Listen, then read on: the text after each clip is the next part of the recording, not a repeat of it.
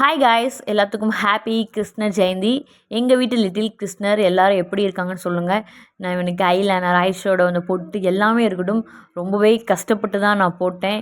ஏன்னா அவன் தூங்கிட்டு இருக்கும்போது கூட அவன் கண்ணை தான் கசக்குனான் போகிறதுலேருந்து. எப்படியோ அவனை தூங்க வச்சு அந்த காஸ்ட்யூம்லாம் மாட்டி ஒரு வழியாக போட்டாச்சு. அதுக்கப்புறம் நான் ஒரு காட்டன் கிளாத் வச்சு புல் வச்சு பூவு பானையில் வந்து அந்த வெண்ணெய் வடிகிறதுக்கு பதிலாக நான் வந்து பஞ்செல்லாம் வச்சுருந்தேன்.